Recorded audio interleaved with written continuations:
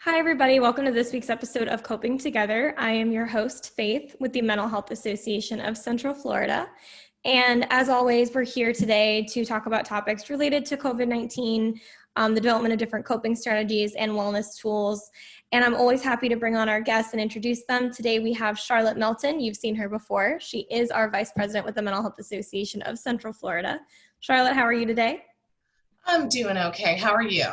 I'm good, thank you. And it's nice to bring you back on. Obviously, I've told you guys about Charlotte before, but she is a big part of what we do at the Mental Health Association of Central Florida. And today we're here to talk a little bit about one of the really unique factors of mental health, and that is the individuality of any mental health struggle that a person has, meaning that whatever struggle you're going through with, whether you have a diagnosis of depression, anxiety, it is your own individual experience. And so kind of to get that started, Charlotte, I wanted to ask you, what causes mental health struggles? What are some of the causes of it? Is there one cause? Are there multiple? There are so many causes. It comes from two real veins. There's definitely a biological part in our system having to do with our neurotransmitters and the way our body processes, but we also have lived experiences, whether it's something we're exposed to, something we go through directly, or an injury that may happen. There are so many factors that do lead to it, but no matter how it comes to someone's experience, a lot of how we address it is the same. So there is a generalized anxiety disorder, and there is one due to life circumstances. So is one incurable and you're going to have it because it's genetic and forever, or is the other temporary because of your lived experiences, or permanent because of your lived experiences? What matters when we talk about where it comes from, because it does come from a lot of opportunities in our lives or a lot of interactions, is once you've identified it, once you know that, hey, I could feel a little bit better here, that we can connect to resources, and that either a genetic experience or a lived experience can be treated and your life can feel stronger and better. Absolutely. And I think you definitely make a good point. And just to add to that, it's also it can be a combination of the two, right? And so absolutely. So to elaborate just a little bit also, as you all probably know, we are just speaking from a point of understanding more so about mental health in our community, a better understanding for us, a better understanding for you. Neither Charlotte nor I are practicing clinicians, but we do work in the mental health field, and we're here to share our experiences and our knowledge of the different topics. So if you have any questions, comments, or anything at any point, please feel free to reach out to us. We're always trying to increase our understanding of these topics. So to continue on with that, Charlotte, we talked about what causes mental health. Are there factors that make someone more likely to struggle with mental health? Absolutely. And so continuing that conversation, there are different ways that the clinical world in mental health is studying, identifying, and determining next steps for people based on what instigated or initiated the experience. So one of these studies is of ACE factors, looking into your lived experiences. Were you exposed to abuse, physical, emotional, social? Do you have a history of neglect in your life, emotional or physical? Were you exposed to, do you have mental illness? Were you exposed to mental illness? Were you incarcerated? Is there substance use, violence in the history, and possibly even divorce? There are just so many instances where when it's in your bubble and you have a construct of it and you understand it, there's, I don't want to say necessarily a predisposition, but a greater instance that you will experience those kind of things yourself, or possibly have a mental health response to it, whether it's depression or anxiety. And it's kind of leading into our next conversation, so I'm towing the line a little bit, because there's not just a spectrum of experience in a diagnosis, but how we cope with what we're exposed to varies so differently in what we end up experiencing as a diagnosis. So someone exposed to trauma could have an anxious response and go through into generalized anxiety. Somebody who experiences trauma could go more into the depressive response and end up in a phase of depression due to these lived experiences. And then once in those pockets, how we're coping, how we're processing has to do with our chemistry, our lived experiences, our social environment, and the tools we can bring in. And that's where the Mental Health Association comes into play, is helping to educate about where you've ended up in which bubble, and that your experiences are not totally on the moon, and that there's something that you can grab to adjust how you're feeling. I think that's a really great point. And you're right. It does lead into my next question for you. So kudos to you for being so intuitive for what I was going to say. But is there one universal way that certain mental health illnesses or struggles present? Like, I've heard for years, you know, if you have depression or depressive symptoms, you're going to cry, and if you don't, then, well, you obviously don't have depression. So can you elaborate a little bit on that for me? Absolutely. I'm going to start from a kind of study and academic perspective and then go into where the individual lives. As a medical practice, behavioral health and mental health are treated by medical doctors, and there is absolutely clinical study a part of it. It's not just a fluff science on the side that your MD doesn't know about. There's a collaborative medical text that is fought over and argued through and determined, where these brilliant minds who have studied this science and see these various representations of pull together lists of symptomology, lists of representation, lists of conditions or qualifiers in order to receive a diagnosis. So the Diagnostic and Statistical Manual for Mental Illnesses is that reference book. It's where everyone in America or each country that has their own issue says, we agree to this as a diagnosis. That whole exercise has to exist, because my experience of depression is not totally by the book, every case next to your experience, next to my neighbors, next to my mother's, next to my father's.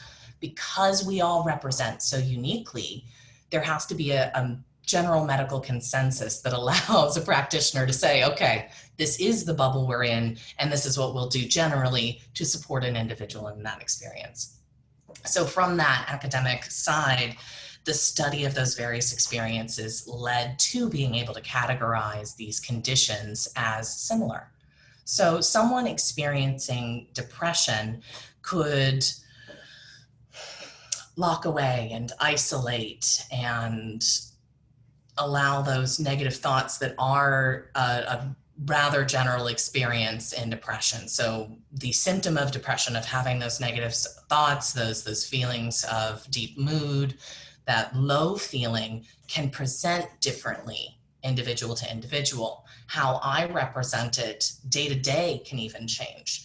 There are those fake it to make it days where you identify those social norms, you know, you got to check those boxes, and then no one's going to look in, because protecting and defending yourself is part of representing in some conditions.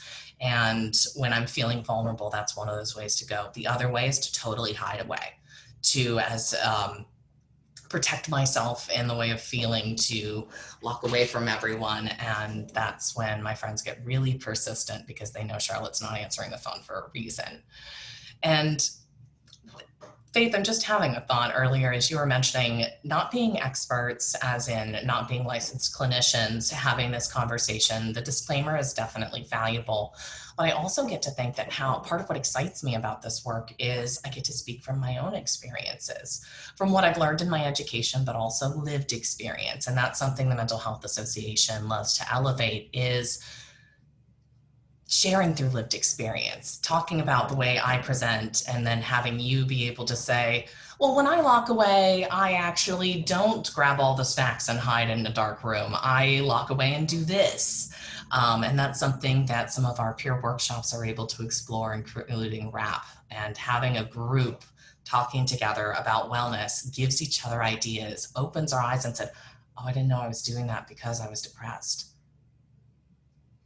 When someone talks about their slide on hygiene, that's one that some people go, oh, wait, I thought I was just too busy. It's not that I didn't actually care about caring for myself.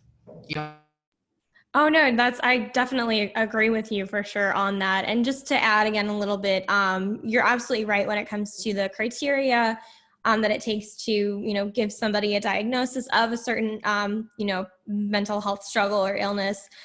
There is, like out of a certain set of options or symptoms, you have to meet a certain number of those. That doesn't mean you have to meet all of them. That doesn't mean that person A is going to have 1 through 5 of those 9 symptoms, and person B is going to have 1, 2, 3, 4, and 6, and 8. That doesn't mean that one has it and one doesn't. There are certain criteria that are listed, but at the same time, it's important to know that just because someone has it one way doesn't take away from the validity of someone having it a different way. I've seen a lot of people who struggle with depression or anxiety who don't really cry, or they express it in a very different way. Maybe they get a little bit more irritable, but they shut down, they have those struggles.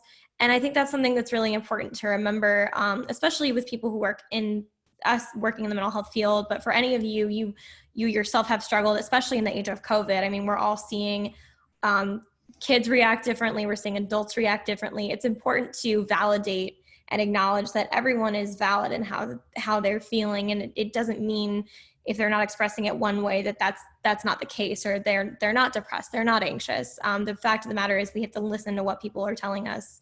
And then if it gets to that point, go talk to a clinician and find out, is it actually a diagnosis? And so Charlotte, that leads me into my next question. And sorry, go ahead.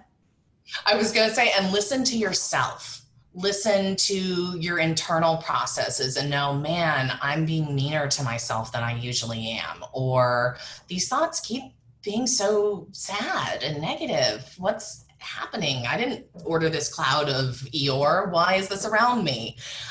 So listen to yourself and your others. And I wanted to mention as well, we were kind of conversationally going through some of the symptoms, but the CDC is a resource people are using a lot right now, especially with COVID, looking for updated health resources, health information. Mental health is part of that.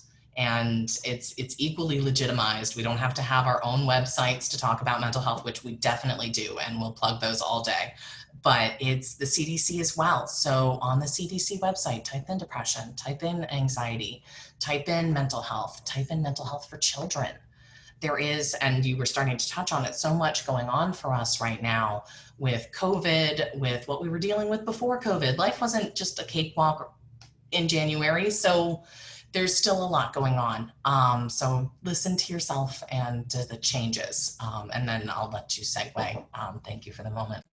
No, I definitely appreciate you adding to that. Sorry about that. And yeah, just to kind of continue with that, leading into how do you know if what someone is experiencing is natural or expected given those circumstances? And I think COVID is a great example of that. People feeling depressed, people feeling anxious. We talk about it here on our show. This is what our show is primarily about. It's that coping together, see what I did there, that concept of, living through this experience. But like Charlotte said, 2020 is not this isolated feature of anxiety and depression. We had the economic recession in 2007, 2008. There's always going to be something added to it. And so to kind of bring it back to my question, how do you know if what someone is experiencing is normal or expected? And then where does it get to the point that maybe they need to talk to somebody? Maybe this isn't, it's past that point of being that normal period of whatever you're going through. I love your question, Faith, because it allows me to put that normalcy part in my stigma fighting as well, because one, it's normal to feel different when things are different. That's huge. People don't allow themselves that sometimes to say, no, I'm doing fine. I'm okay. No, I don't. I mean, yeah, there's like a hurricane outside, but it's all good. We're good. So number one, it's normal to feel strain when things are strenuous. I'm hiking up in the mountain for the first time in a year and it doesn't feel strenuous. That's an anomaly. And maybe I can really celebrate that. So feeling a little nervous, a little restless, a little tense, the things that describe stress, or the things that get into higher level intensity of anxiety where you're a bit more prepared for that stress. So there are layers to it of when I'm feeling stressed, my body is reacting to the strain I'm facing.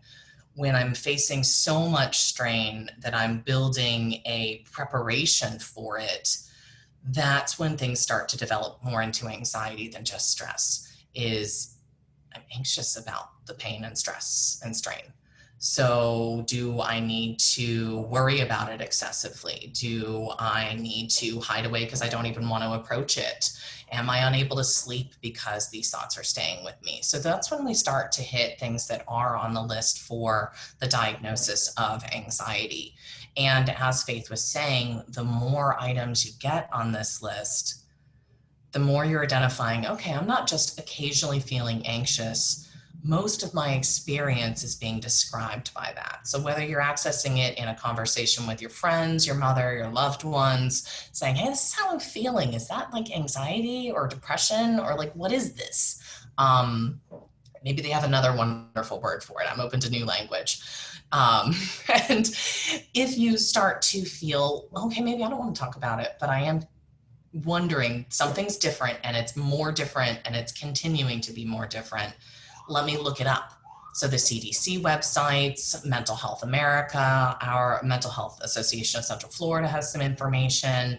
The NAMI chapters have great resources. I mean, Google's a dangerous place sometimes on what you'll find, but there's a lot of good verified information as well. So read those lists. So whether you're willing to talk just to yourself or someone else about it, look into how many of these do I have on the list. And there are great screening tools on Mental Health America or CDC websites as well. So if you're thinking, okay, because one of the fun symptoms of depression is grandiose ideas and building on that kind of intensity and pain. Same thing in anxiety. I can be anxious about something and it builds in its size.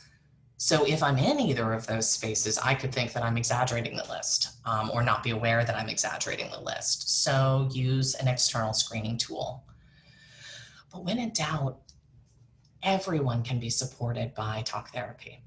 There are day-to-day strains that are just nice to talk about, and with an unbiased party who is bound by ethic codes to not share your business, how nice, can be there with clinical level tools to support you. So talk to a counselor. Have a chance to reflect on your experiences through an external educated lens and identify with that practitioner. Do I need long-term talk therapy? Do I need additional resources that you as a clinician have insight to? I didn't know that there was behavioral therapy. How cool. Is that something I need? What's equine therapy? I've never heard of that before. Oh, horses, cool. So starting at an open entry door that's comfortable, trusting, and safe, and sometimes not really painfully expensive, is a great way to go when you're just not sure. So in a very long-winded way, I think I took you through that, Faith. No, I think that, long-winded as it may be, I think it's really important to go over that. And to kind of add to that, I really just want to say that it's very obvious, I think, that we both work in mental health by the fact that we're like, oh, cool, there's a therapy for that. But absolutely, I agree with you. And I do want to make a point that we're going to include the CDC website as well as our own website and Mental Health America. For more resources, you can also always come check out our website. Give us a call. We will work with you to identify some resources in the area, whether it's a support group you're looking for, you want to get involved in talk therapy, whatever it might be. That's what we're here for. We really love what we do. As you heard Charlotte say, like, it's really cool. This is what we find is really enjoyable about our day and about our work. And so with that being said, Charlotte, thank you so much for being here. Was there anything else that you'd like our audience to know before, we let each other go today? I want to share a personal moment, and definitely without disclosing anything.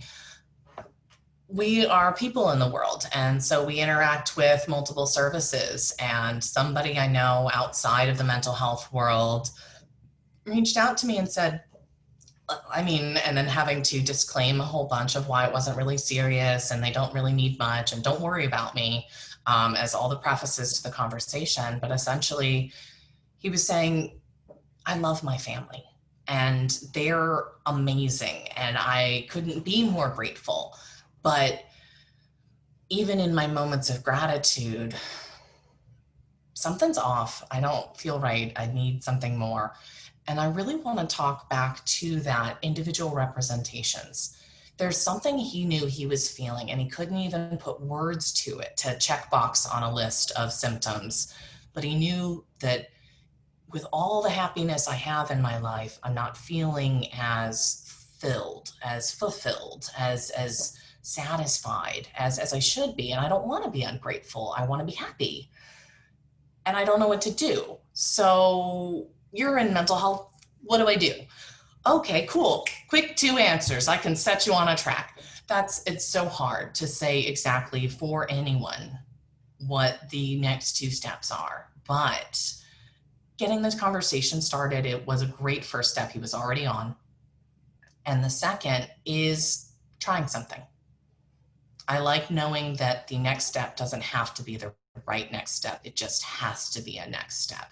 And usually it'll help either clarify the one you should have taken or reward you in some way for the effort you've already taken. So he's exploring options for individual counseling. He may have just 3 sessions where he talks about stress and is able to, through a separate unbiased lens, balance that, okay, he's not riding off the rails and he really should just put some more physical activity in his life and journal when he's super stressed. But cool, great tools. He feels reassured. But also, if there's way more going on inside than even he's aware of because he's good at packaging it away, he'll be in a safe space where someone can support and guide him. And if you are someone where any of that resonates with you, use our website, www.mhacf.org. As Faith said, it's going to go in the chat. 211. I mean, we're not selfish. We don't need you to reach out to us. We want you to reach out to anybody. But thank you for tuning in and considering that your individual experience is valuable and that when you feel the strain, that you do deserve support. I think that was a wonderful note to close on. Thank you so much, Charlotte, for being here. To all of you, thank you for watching as always. If you have any questions, comments about this episode, if you have any ideas for us, if you think you might need help, please feel free to reach out to us via our website, our phone number. As always, we'll include those details and the ones that Charlotte mentioned. But thank you so much for being here. We love getting to do this show for you. I love getting to do this show for you. And I look forward to seeing you next time. Thank you.